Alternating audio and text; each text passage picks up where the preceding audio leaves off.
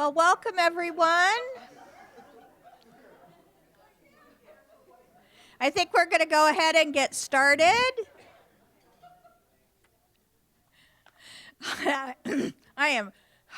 Laughter brings me joy, so that's awesome.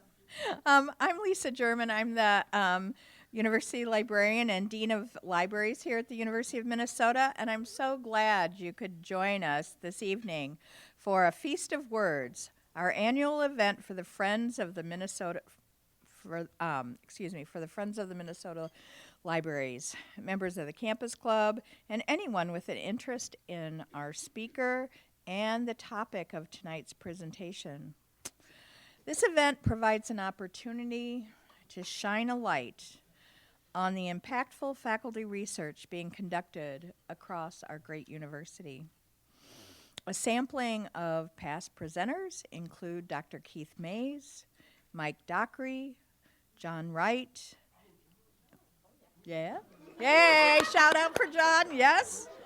Dr. Wright's amazing. Ann Waltner, Erica Lee, Brenda Child, Carl Flink, Anatoly Lieberman, and many more. Our speaker for tonight's A Feast of Words is Terresa Moses, the creative director at Blackbird Revolt, an associate professor of graphic design and the director of Design Justice here at the University of Minnesota. Dr. Moses is also a McKnight Presidential Fellow, and she serves on the advisory board of the Black Liberation Lab. Dr. Moses is a proud Black queer woman dedicated to the liberation of Black and brown people through art and design. She uses creativity as tools of community activism, like her solo exhibition, Umbra, and her community distro project, Stop Killing Black People. She created Project Naptural and co-created Racism Untaught. She has published 2 books, Racism Untaught and an Anthology of Blackness. We're truly honored and thrilled to have Dr. Moses as our speaker tonight at the 2025 Feast of Words. Before we hear from her, however, I'd like to acknowledge the peoples on whose land we meet. The University of Minnesota Twin Cities is built within the traditional homelands of the Dakota people.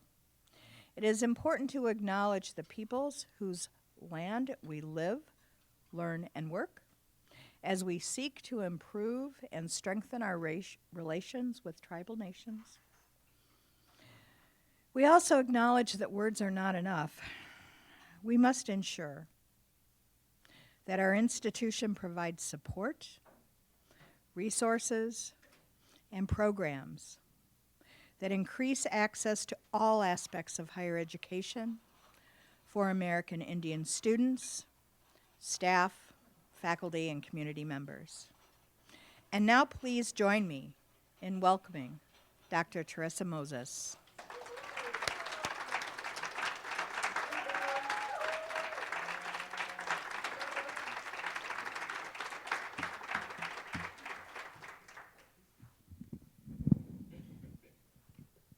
All right. Hi, y'all. How y'all doing? Wonderful. That braised beef was good. All right, so I'm here to speak with you today about abolitionist design. Do I have any abolitionists in the audience?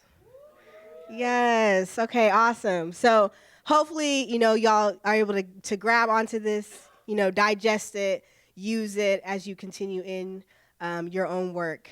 So with that, let's get started. I want to first start off with my own statement of gratitude.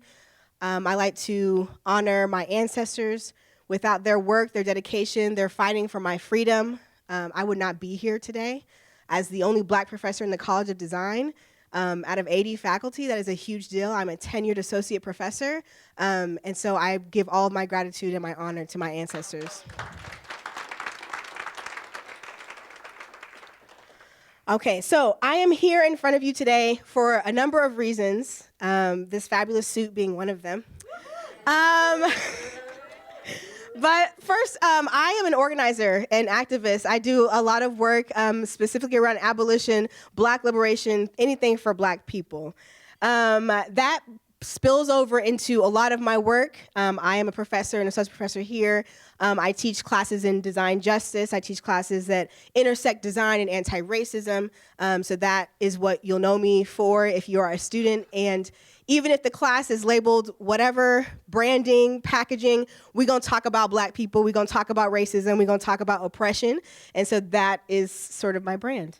I am also a designer and illustrator. As you heard, I'm the creative director of Blackbird, Revolt. I own this studio, and I do a lot of illustration work. You'll see that within this presentation about how I am trying to use abolition and design at that intersection. And then lastly, there's a little bookstore in St. Paul called Black Garnet Books, and we curate specifically books from Black and brown authors, and that is something that I am so excited to have acquired back in November, and again kind of continues that through line of my work in uplifting our voices and our narratives. So that's a little bit about me. Disclaimer, I am super amazing. I don't know everything, okay? I am not the magical Negro. I am not the person you can come to with all of the answers. I do have things from my own experiences that I can share. But I encourage you all throughout this presentation to use these as a way for your own personal life to grow and apply, contextually to what you're doing and for our communities. I know y'all are all doing stuff for Black people.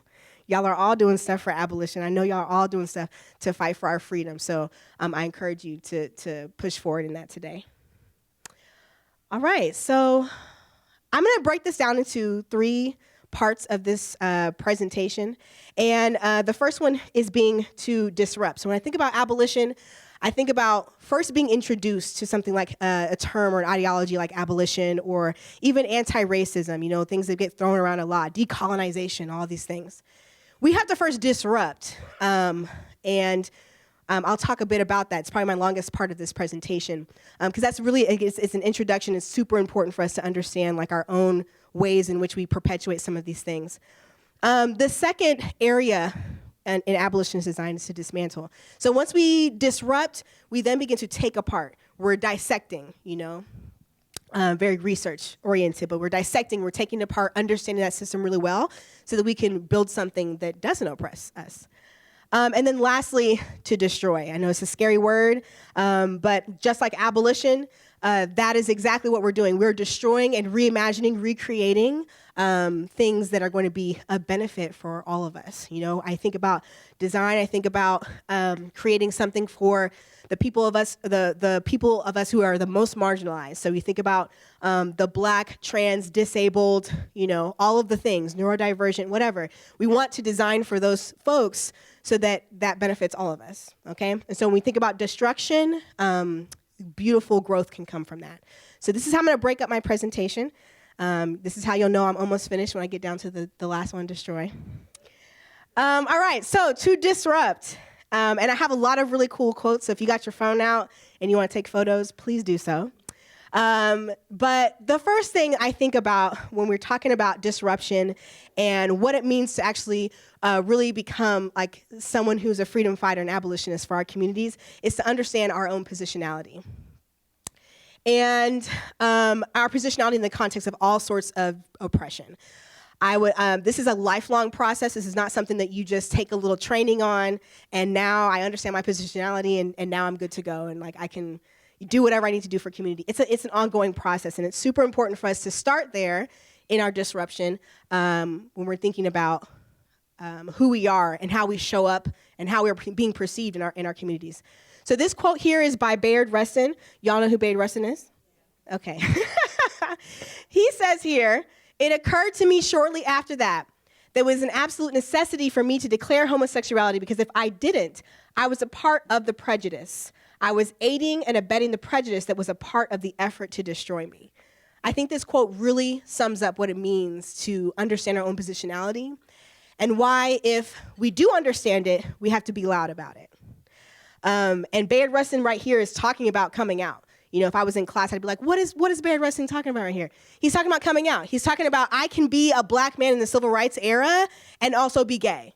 And so it is really important for us to not only stand out and be loud about it for ourselves, but then for future generations. And that's like kind of getting into like the destruction that, you know, we need to destroy some of these habits, so these perpetual things that keep us closed off and don't allow us to really truly express ourselves. So this quote by Bayard Rustin is talking about, you know, the pride in coming out and why that's super important. One of the ways that I do that, again, through art and design, is through this exhibition that I came out with back in 2019. It's called Umbra. And with this art here, what I was exploring was how white supremacy shows up in the intersections of being black, being a woman, you know, not being of upper, you know, class. So I was really exploring those three different areas in this exhibition. And you can kind of think of those hands as like, you know, these like tentacles of like white supremacy sort of visualized here. And throughout this exhibition, I looked at a lot of different themes. You can go to umbraexhibit.com to see all of the artwork there. But I first started off thinking about the rates of black women who die, maternity rates. You know, 1 in 4 black women will die during pregnancy.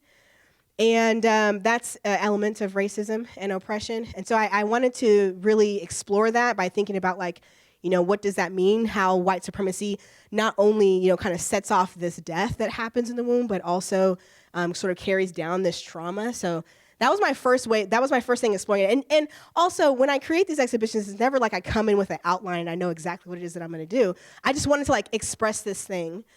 And so I started to think about all the other ways that black women were affected, and I started to think about like this undue burden that black women have to like hold up a broken system while being expected to be the DEI leaders who fix everything.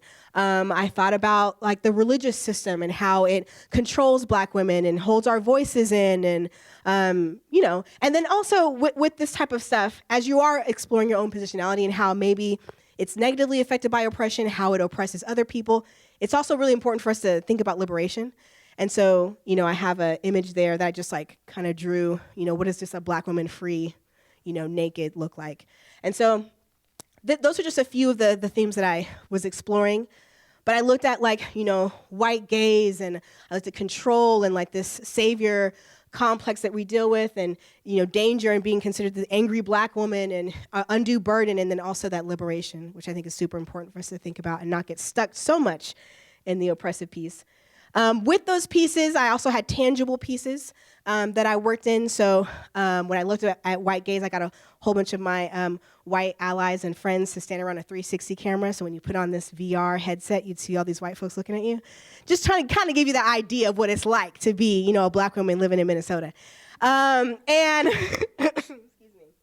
And so the second area here under control, I had like a figurine carrying, you know, racism, classism, sexism in these like blocks, and you kind of had to control how she was to hold that.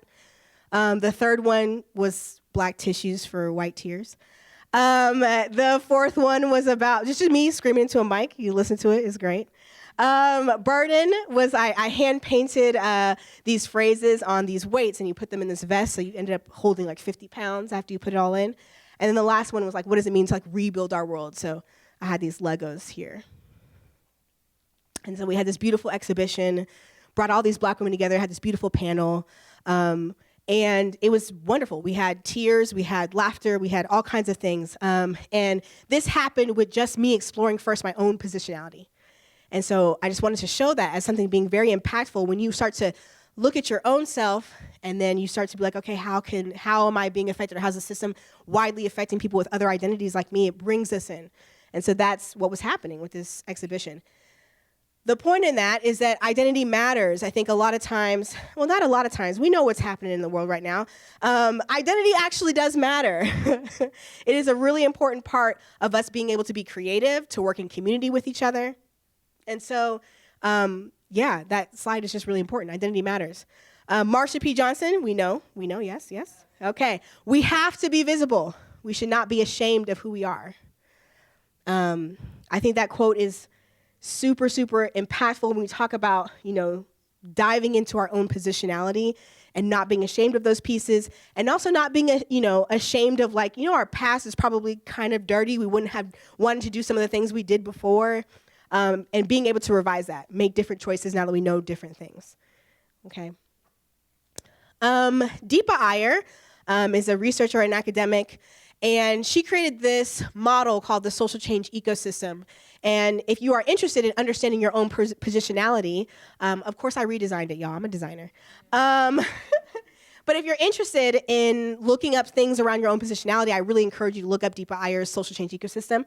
She has an amazing list of questions that you can understand your positionality, that you can understand if I'm gonna fight in the movement for change, what areas best feed me and best make me whole. And so I'd really encourage you all to go and look that up and understand what areas you benefit to be in and that community benefits for you to be in. So that's just a little good piece for you all to reckon with. So W. Du Bois, yes? Okay. Thus all art is propaganda and ever must be. I do not care a damn for any art that is not used for propaganda, but I do care when propaganda is confined to one side while the other is stripped and silent. Oh my gosh, that really just hit me right now, especially given this week and last week and all of January. But I would say that this is really a pillar, a foundational pillar for the work that I do.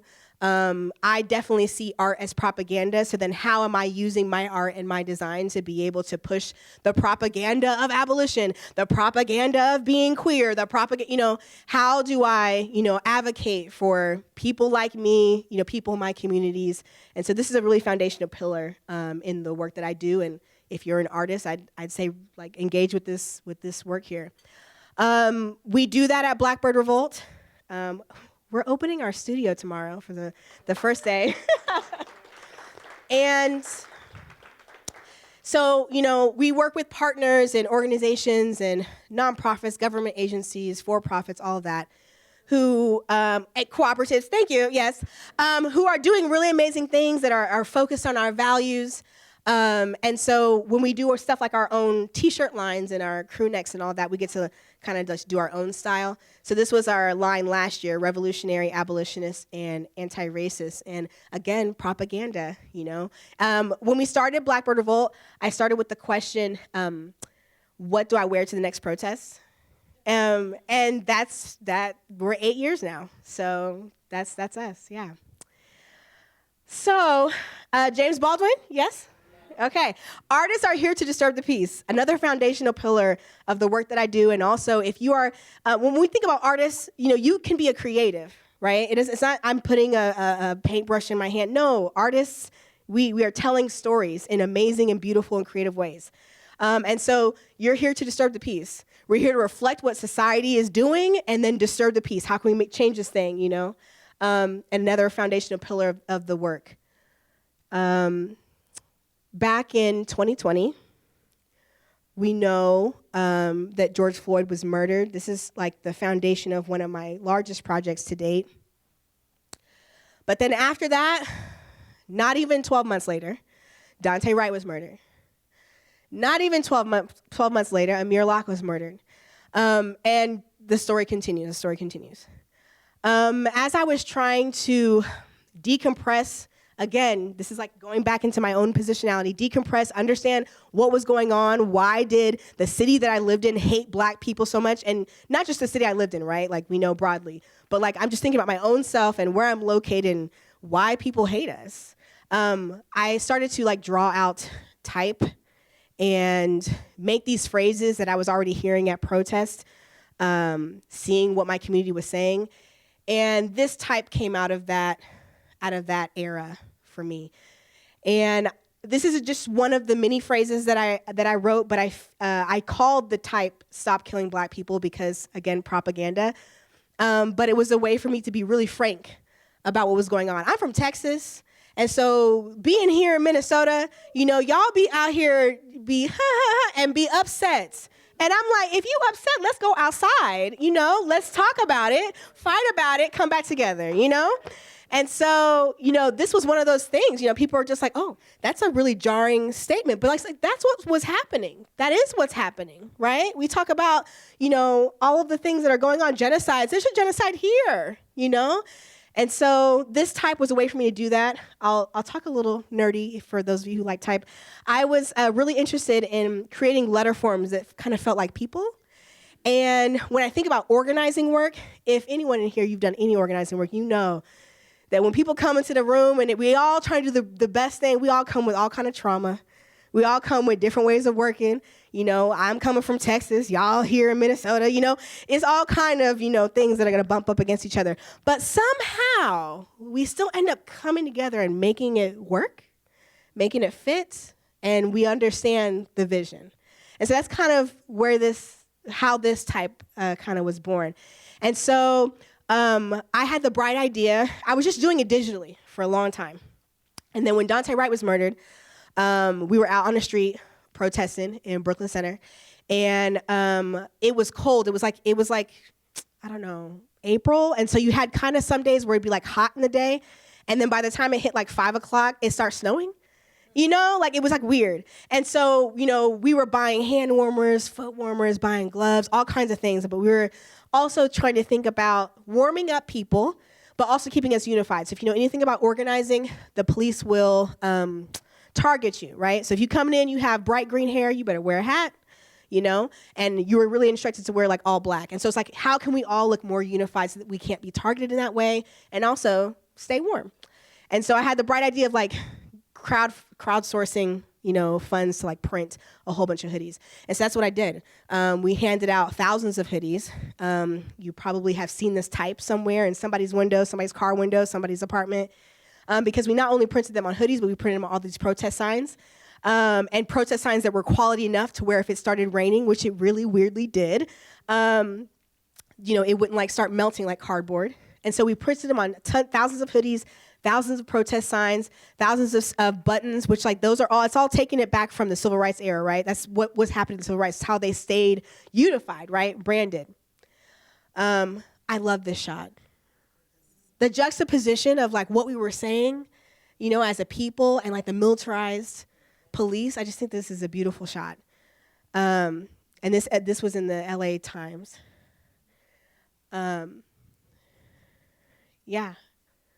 And Black Lives Matter, like we did this at all kinds of protests. This was in front of the governor's, I always say governor's mansion, but I feel like there's another term for it, whatever. Residence, there we go. Governor's residence.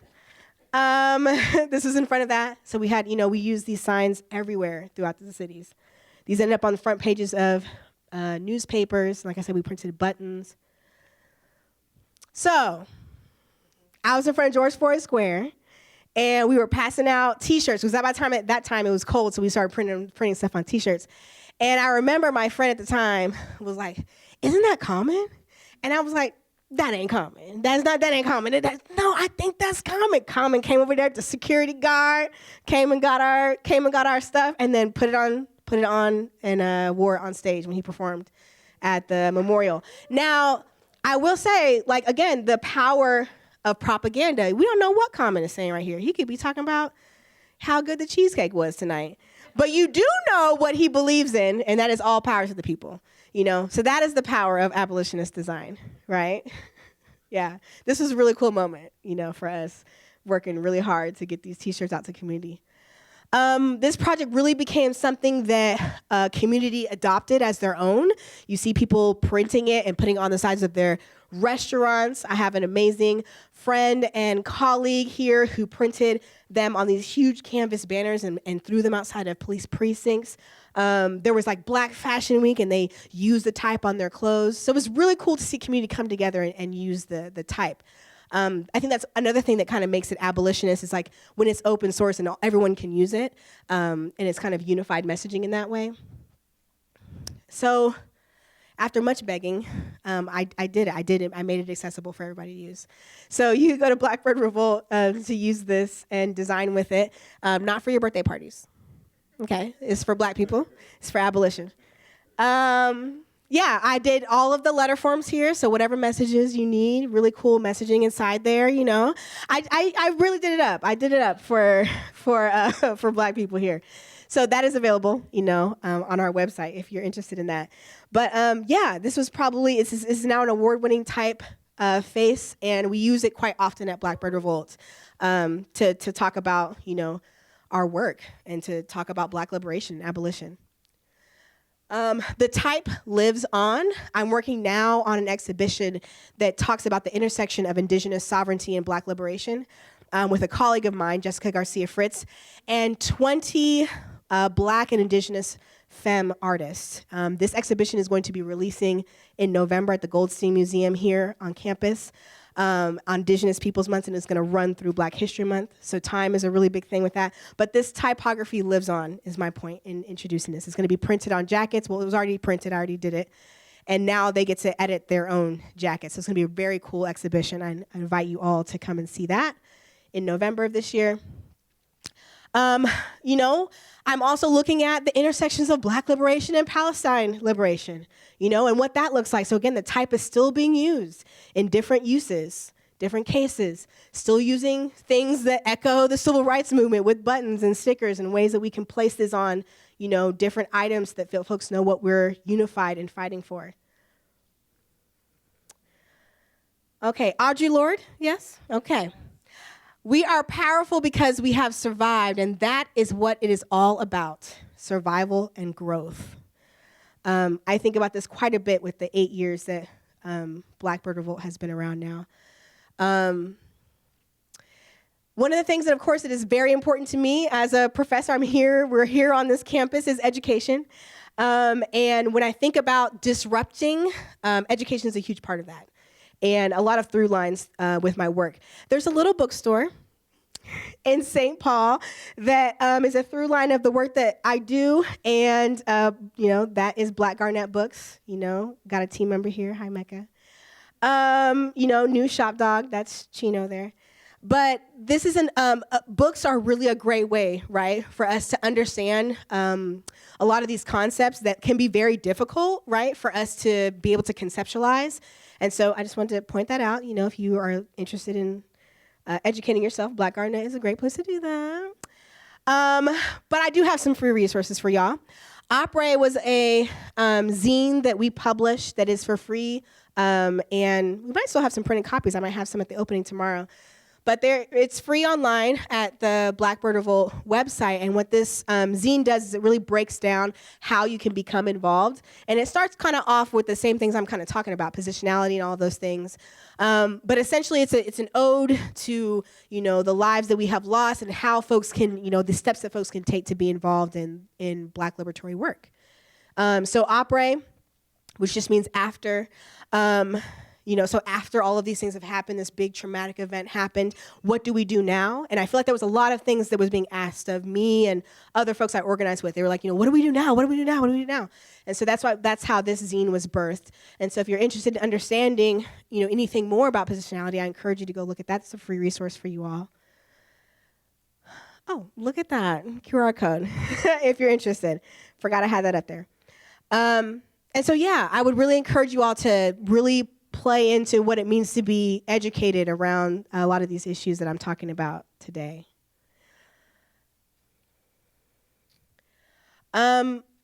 Speaking of education, I just finished my PhD. Yeah. And I looked at Black liberatory design. I am right now working on my third book, which will look at teaching design from a Black liberatory lens. I'm looking at trying to only use Black authors for citations, very hard. I am looking at how to get folks comfortable, whether you are Black or not, with Black liberatory outcomes. So that is things that I studied and wrote my dissertation on, and so now I'm developing this book that students would be able to take on, faculty would be able to take on, and be able to teach design, looking at some cases, which I think I brought some examples in here. Yeah. So I looked at colonial ways of knowing and then how to bring that into Black liberatory thought. And I'm gonna skip forward here and just take a look at some of the examples here. So if I was teaching Photoshop and we were talking about counter storytelling, And we were talking about how do we actually rewrite history in ways that actually talk about what actually happened. How do we use Photoshop to do that, right? A very, mundane tool, but then talking about something pretty deep, right? So this was a project I assigned and was in my dissertation. And so students looked at, what does it look like to honor certain people that maybe were put in the back door of entrances, to like concerts they were at. So I don't know if I have it up here, but like the train, for instance, that picture of the train entrance and like bringing those black folks into the frame, even though they weren't allowed. And so that is one of the projects that kind of talks about like designing the counter story. What does it mean to look at concepts and ideologies and songs, for instance, and visualize some of those narratives? So you see the Strange Fruit poster there in the center. And these were not black students, okay? What does it look like to look at stereotypes? This was actually from an HBCU. What does it look like to look at stereotypes of black people and design educated material that tells the correct story, or debunks those myths? So that's the sort of the work that I'm working on now, and increasing education as a whole. I realize now this is very small, but this reading list is one that really helped me in understanding. So I want to put that in there because, again, I know I'm really awesome, but like I really need, to be backed up by other authors. And so these books really helped me gain an understanding of abolition, of black liberation, anti-oppressive work.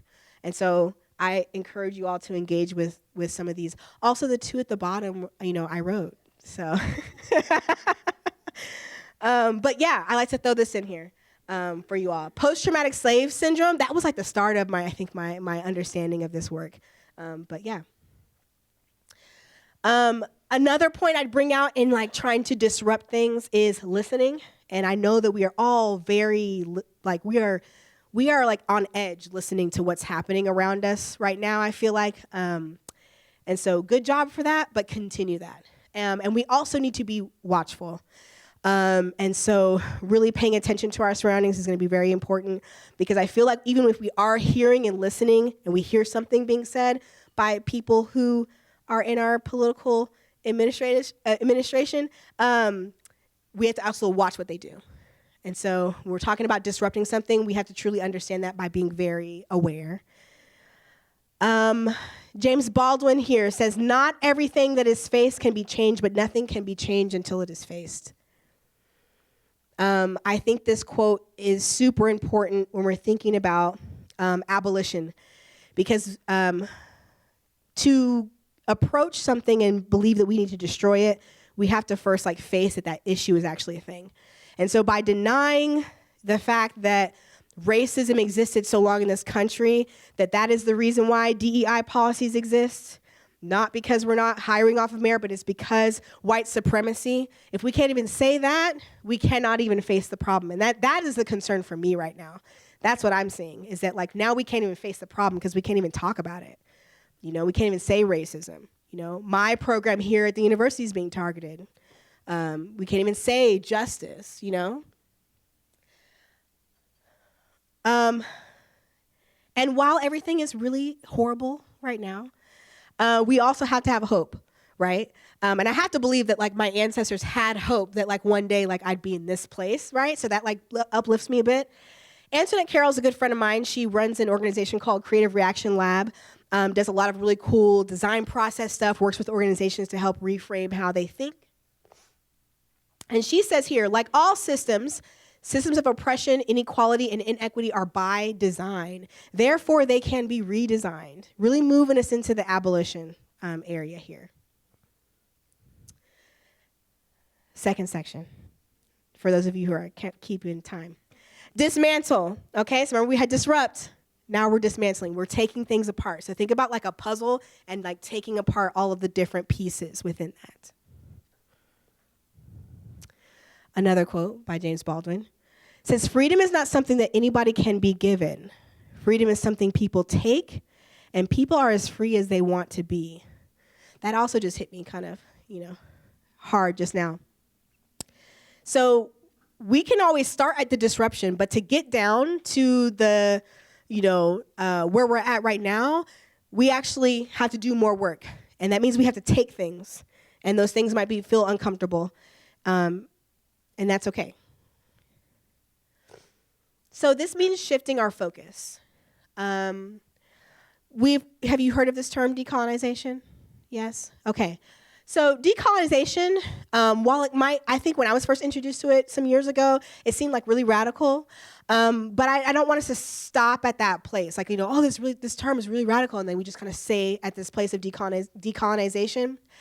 So decolonization, just to read off the screen, deconstructing settler-imposed systems which oppress those who hold marginalized identities. Okay, so we can begin to deconstruct those things. Remember the dismantling. We can't stay there, though, right? We have to keep going.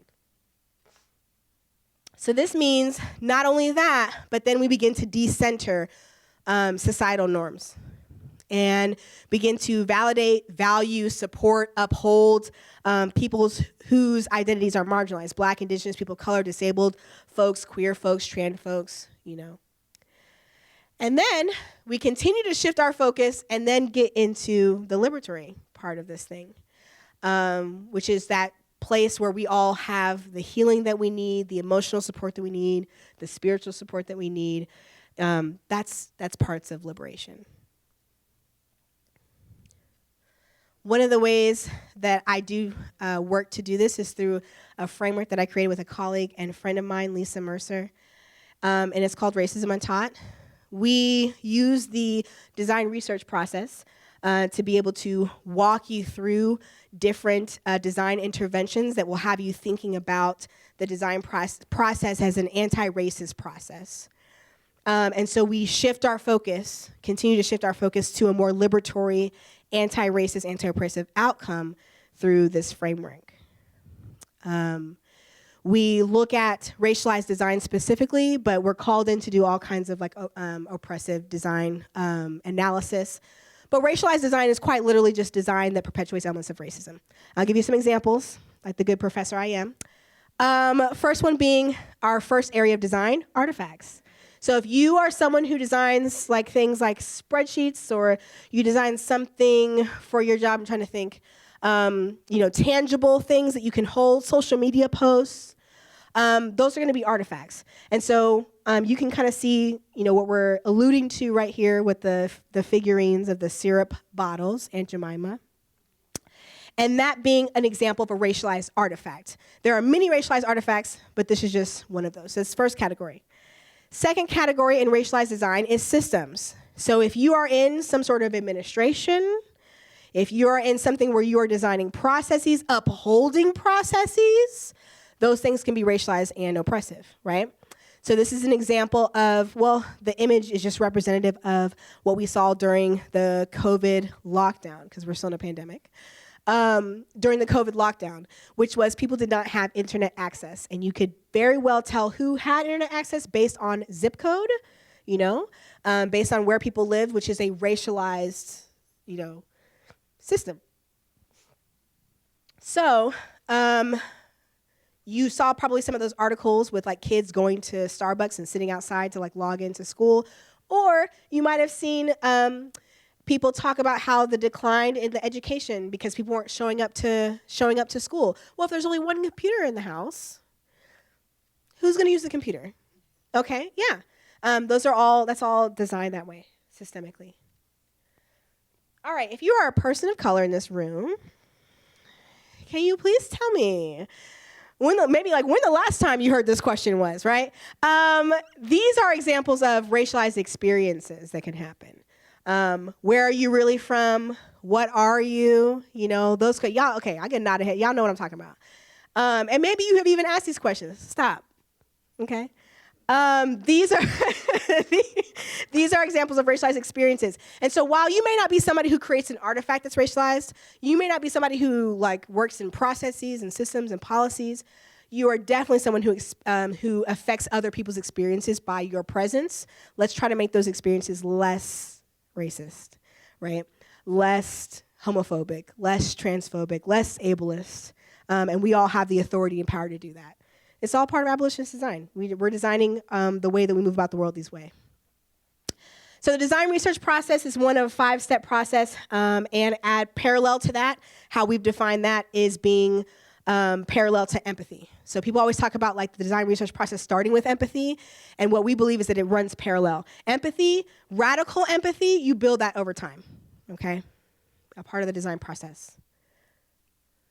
So this is what the toolkit looks like now. And yeah, this is kind of us in a little stop motion video. But essentially, partners, clients. And I will tell you right now, which is really surprising to me, Target was one of our biggest partners to work with us in this framework. I'm like, you don't want to be surprised. It's like you can't be surprised, but it's like, I'm also like, what? So yeah, they trained, 2,500 employees on our framework. And so it's really sad to see what's happening with them. But yeah, we work with organizations who want to change their processes and make them more anti-racist. And so that's what the framework is for.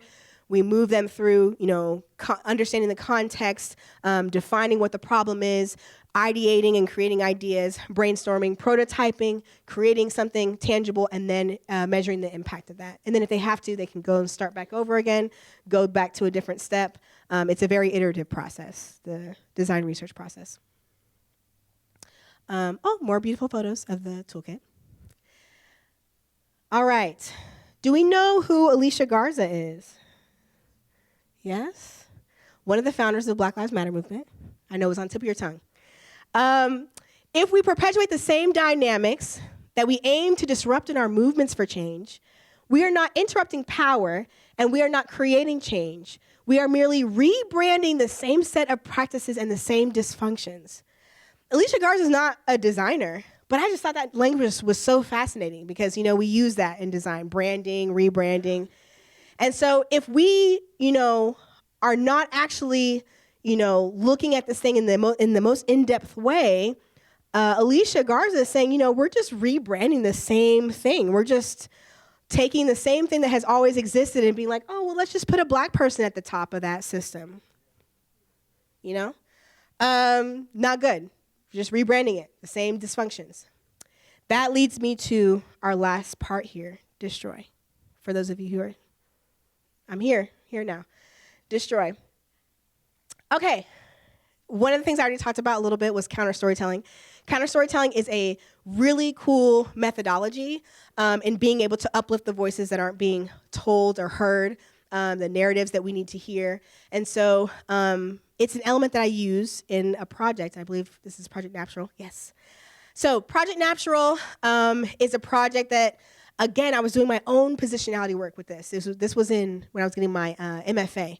And I was doing my own positionality work with this and understanding, like, natural hair. Like, don't let this blowout fool you. Like, it's an afro, okay? When any water hit it, it's an afro. And I was trying to understand my own, journey, my natural hair journey. I had a perm since I was, I think, 8 maybe, and I was relaxed all the way until 20s, in the 20s. I'm still in my 20s. And so I was really trying to investigate that. Like, what is this phenomenon? Why are black women feeling like we have to assimilate? And of course, we know everything goes back to slavery. Whenever somebody asks, why is that thing? Slavery. And so, that assimilation comes from that. And I was really trying to investigate, how do I build community with black women? How do black women not feel so alone when we talk about our hair journey? Hair is very, very significant. And not just like the black American community, but like African communities that we came from. Hair signifies so many wonderful, beautiful, amazing things. So many places in your life are signified just from you knowing like the hairstyle that you have and like what kind of place you are in your life. So I wanted to build that. And so with this project, I started by, I interviewed 144 women with surveys, focus groups, all of the Gambit interviews. And you see some of their quotes, up there at the top. But essentially what I was trying to show is that there's so much versatility in our hair. That was one of the biggest elements that folks were like, I don't like, the fact that I feel like you can only do one thing. So I wanted to show that in the project. And I wanted to show that there could be many, many ways to feel, beautiful. And so I have these, I call them my mannequin heads. I started off with 12. At the end of the project, I ended up with 30. And so each of the sets that I came out with had a different texture of hair. There is 88 textures of black hair in our community. And so I didn't want to focus on one texture, so I just used natural elements. So these are feathers that I illustrated here. Of course, you have the statistics. All the researchy type stuff is in here, so it's all backed up. But I had the names of the different styles at the top there. So the first 12 were feathers. The second 12, I used leaves. And so, again, uses kind of the same format, still brought out the quotes from community. And then the last set, I focused on young adults and kids, and I used flower petals. Yeah, very cute. This last set came out when we did this large symposium. So I was funded by the University of Minnesota to do this large symposiums when I lived in Duluth. And so we did tutorials. We had black girls and women coming in to learn how to make natural hair products. So really building community was beautiful, wonderful. And we had a fashion show at the end of this. So there's a cute little video that I wanted to show y'all.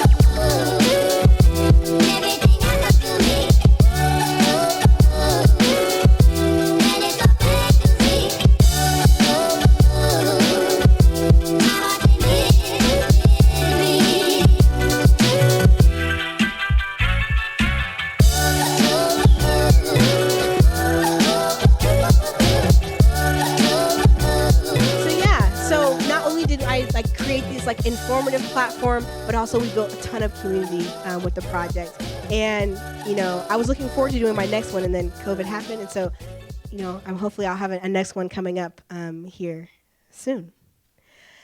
Another tenet that I just wanted to throw out there before I finish my presentation is there is so much freedom in the gray area. Nuance, complexity, context really has to be considered when we're talking about destroying something. So when we talk about, something scary, I feel like it's scary to say, abolish the police. We're not saying that we want, lawlessness. What we are saying is that we don't want systems to keep killing us, right? We don't want systems that keep harming us and continue to perpetuate violence. So so when we say abolition, it's really an invitation to reimagine what safety can look like for all of us.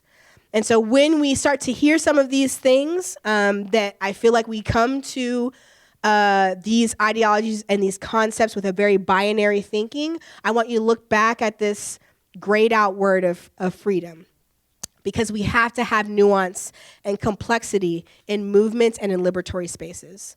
It doesn't work in a binary. That is white supremacy. We have to think in the gray. There's freedom in that. One thing that I really hope happens this year is the Juneteenth celebration that I have been organizing through the university. And so when I'm thinking about freedom here, we did amazing work here, bringing community together, not only protesting and talking about the nuance of like the Black experience, but then of course the celebration, the songs, the community, the food, come on, the food. And so it's really important for us, again, to bring out that nuance. And lastly, I want you all to stay committed to this work.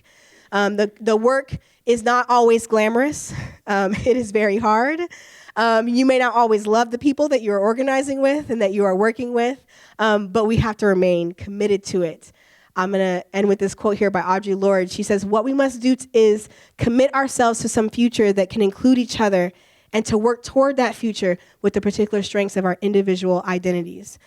Bringing back positionality. You see how I did that? That circle? Oh my gosh, she cold.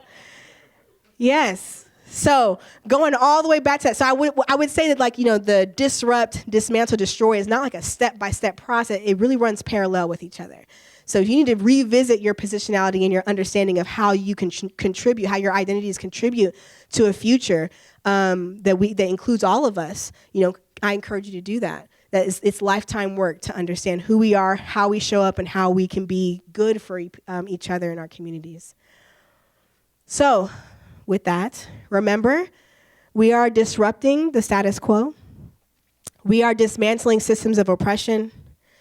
And we are destroying everything. All for collective liberation. Thank you.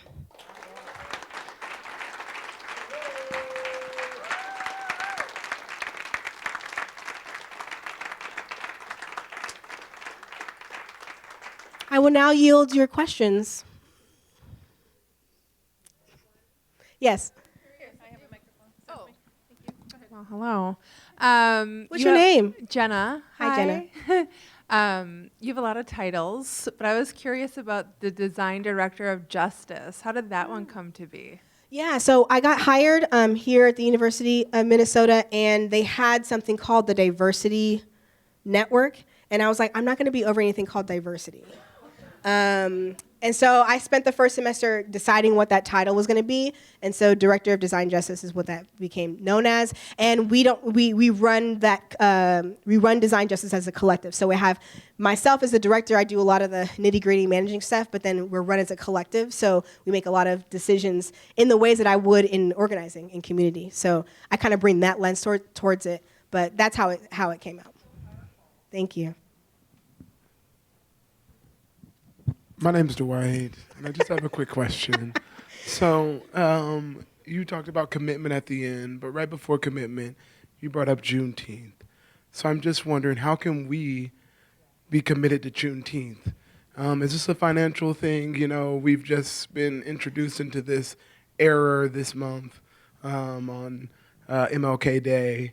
A lot of funding is being ripped away. So can you please tell us how we can personally get involved and get our friends and family involved in making sure that we hold this commitment to Juneteenth? I see what you did there, Dwight. I think advocating, coming from other folks other than myself and other Black people on campus is going to be what's important. I think community members who understand the importance of this celebration, contacting our president and our provosts is going to be super important for this initiative to continue. There's only so much a lowly associate professor like myself can do. There has to be more folks coming together and saying that they want this.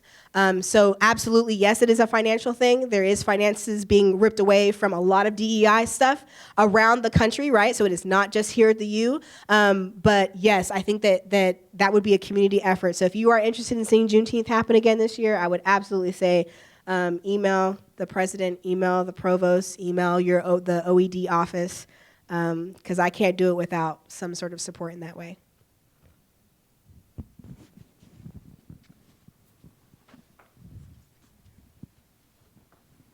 Thank you.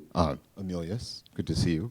Not wanting to try to make excuses or have people think about Target differently than they might, but I'm curious, you said you did some work with them with the, thank you, Racism Untaught. They had 2,500 people go through it. I'm curious as if your thoughts about if they were really committed to this work, they're like, well, we did this, regardless of what we say out here, we've got 2,500 people within the company that are committed to doing this work, or maybe they just weren't as committed, meaning institutionally. So whether you think like that work will still go on the DL and Target knows that, or they just weren't where they needed to be. It is such a large institution that I can't really speak on that. I think I don't really know what's going on there. And honestly, did they even have to say anything? I feel like they just shut up, That it just wasn't even necessary for you to even say that. You could have done away with it and we wouldn't have even known. And I feel like to make a big deal about it and be like, let me announce to y'all, we are no longer supporting Black people. That's insane, Like, I just think that is so, And so I really don't know what evoked them to do that. I'm not really sure why a Minnesota-based company in this blue state would do that. I'm not really sure, but I will say that like dealing with a whole bunch of other organizations that are just as big, it's not the masses that want to do that work. The people who are in those trainings have to be, right? And so you only have the few that, y'all ever been to a training, y'all know the ones that are actually in it. And so I don't necessarily think that it is the whole mass that wants to be involved in that. But yeah, that's all I can really say on it. I don't really understand why it was even announced. Why did they even do that? I'm not really sure.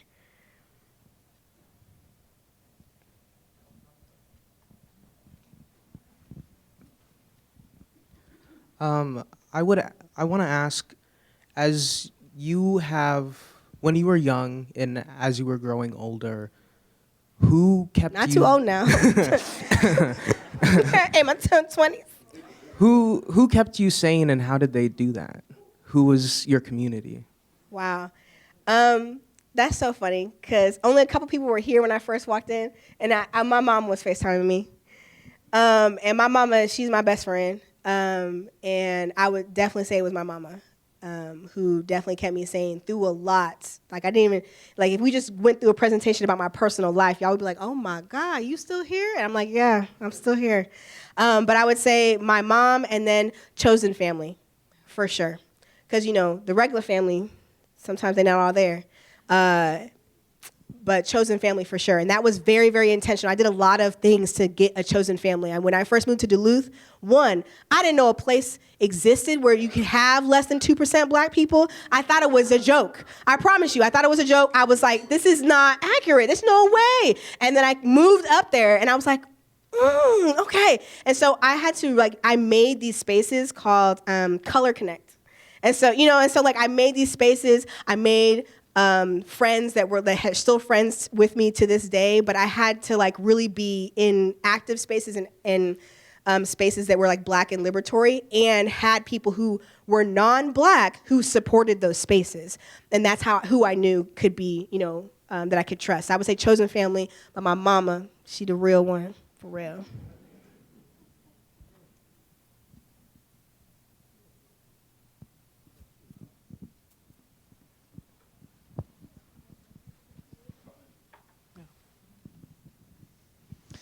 Thank you so much for your work. It's really incredible. Given the time that we're in and the misinformation, the naming of DEI as illegal when there is no legal grounds for saying that, are there any shifts in strategies that you're cooking on to navigate through this kind of time? As part of that 92% that voted in the way that we should have voted, I feel as though nothing has changed for me. I'm still going to advocate for black people. I'm still going to do what I have to do now. Will things be funded like Juneteenth? Will people find that to be something that they can actually stand on business and support? I don't know. But am I still going to do something for Juneteenth? Absolutely. One of the reasons why Black Garnett Books, I acquired that. One of the reasons why I'm excited about having Blackbird Revolt is so that I can have my own spaces outside of an institution that might be like, well, we can't really support that. Now, okay, well, we're going to do it over here, and it's going to be live. So I don't necessarily know if anything is going to change for me. Will they take the title of Director of Design Justice away from me? Okay, I got tenure now, so do something about it. I don't know. You might have a lawsuit on your hands. So I don't necessarily feel like anything's going to change for me. Do I feel like it should change for other people who have different privileges than I do? Yes, I absolutely feel that. But do I think I need extra weight after black women specifically and black queer people carry movements? No, I don't need anything extra on my plate. Other people need to step up.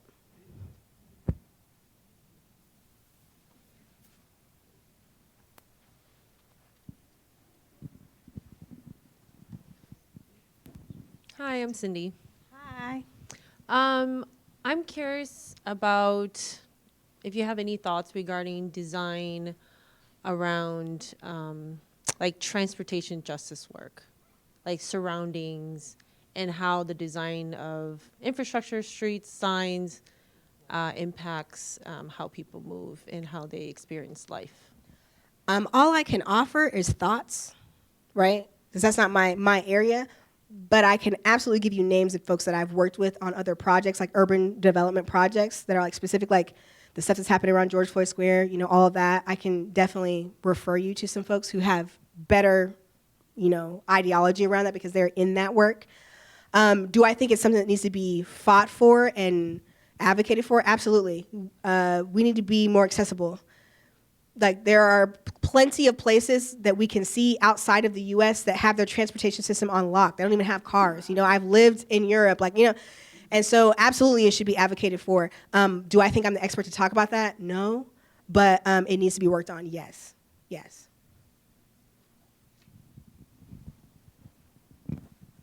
Hi, Rukia. I'm curious to know what was some of the obstacles you faced starting Blackbird Revolt and how you got to the other side. Are we even at the other side yet? I would say first, you know, I am still young, right? But like, I look really young, you know? And I think that is being a young Black woman, you know, people don't trust that I have expertise. And so when I come in the room and I'm like, I've been designing for over 20 years, they're like, what? You know, and I'm like, exactly what? You know, but I would say like that is actually probably one of my biggest obstacles is like people trusting me that I can do what I say I'm going to do. Even with, y'all saw this presentation, even with all of the work in my portfolio, I will still have people be like, well, can you send us something in this? Can you send something specifically about this? And I'm like, I can do whatever. Are you kidding me? So I would say about people trusting my expertise, and that can be about age and also about race, you know, and gender, right? Of course, you know. So I would say that's probably one of my biggest obstacles. I will also say finding the right folks to work with is also another obstacle. Not that that will ever stop me from seeking out a Black or brown person to come and work at the studio, but we have a different type of freedom that I think other workplaces have. We are an abolitionist design studio, which means that we do a lot of things that are kind of socialist. Everybody makes the same. Okay, even I don't make as much as everybody else because I have a job here, so like I don't feel like that's equitable. But everybody makes the same, 100% health benefits, 4-day work week. We have something like 39 days off through the year. You know, we have like 2 weeks off during the winter break, 1 week for Black August. So we have a lot of things that I think people are not used to, and so it's very hard to find folks who are like won't take that for granted. So that's also been an obstacle. But again, it would never stop me from trying to bring someone on board to understanding it. But the way that we do business is different. Our model is different. So I would say that's it's been interesting to navigate that. I didn't have employees for a long time. And so I've had employees for like the last 3-4 years, and it's been interesting. It's a joy, but it's interesting in the Minnesota way, you know? It's been interesting. But my team, not too much now. My team, I love my team. But that has been I think something interesting, like being a businesswoman. Like I'm like, what, you know? My therapist, you know, she's like, you're a mogul now, and I'm like, what, mogul, you know? And so like that type of responsibility has also been interesting, you know, to handle, I would say. But yeah, I haven't really had to deal with anybody being like so super like outlandishly racist towards us because it's like we're Blackbird Revolt. Like, come on. That name alone, and then like our tag, like, an abolitionist design studio, like you're not coming at us being like, hey, can you design like a logo for our cop car? Like that's not something that you're doing. It's just, you know, so we don't really get approached by that, so that's not an obstacle, but I would just say like the inner workings of just like organizing and bringing like organizing mindset to a studio that like is in a capitalist society, but we're trying to be anti-capitalist. That is a weird place to be in, right? Like it's like we're trying to be anti-capitalist, but like, do I have to order from Amazon sometimes? You know, it's freedom in the gray area. Okay. Yeah, will do.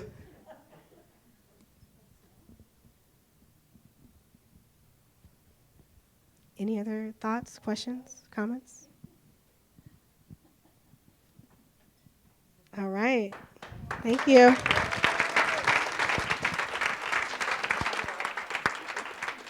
Thank you so much. I really appreciate you. Thank you.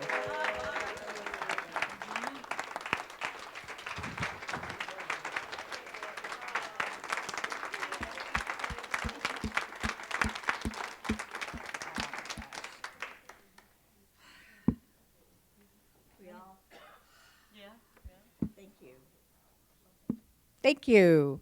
Thank you, Dr. Moses. That was perfectly perfect for today. So thank you. I want to thank all of you as well. Thank you so much for coming to the Feast of Words. I'm very grateful to all of you, and I want to especially thank the Campus Club and its staff, and thank you so much to you and your staff. I also want to thank my staff who are here. Without Linnea and Mark and Adria and Katie, and I'm probably forgetting somebody, but thank you all. I have to say our communication director, Mark, who's in the back of the room, next week is his last week at the University of Minnesota. Time to retire. So he can... So y'all couldn't come out and hear his band, the Silver Teens, because they've been playing for a really long time, and I know they're really awesome.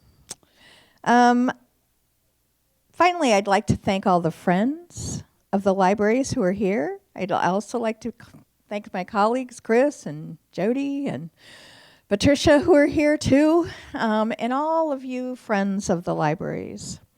If you're not a friend, you can be a friend. And just go to our website and you'll see how.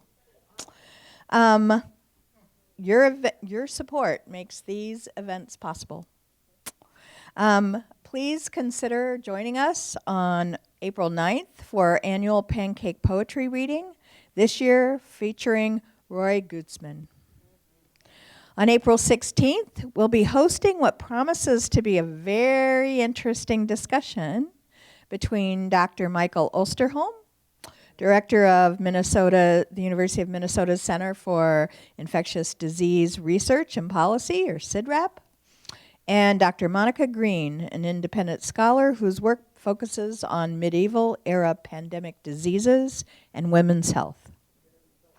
And so I'd just like to close and say to all of you, thanks so much for coming. Please support your libraries. I'll make a plea for not only the University of Minnesota libraries, but public libraries throughout the state of Minnesota who depend on funding. Our libraries are our lifeblood of democracy. So with that, I will say thank you again. Thank you again, Dr. Moses. And we hope to see you again. Thank you.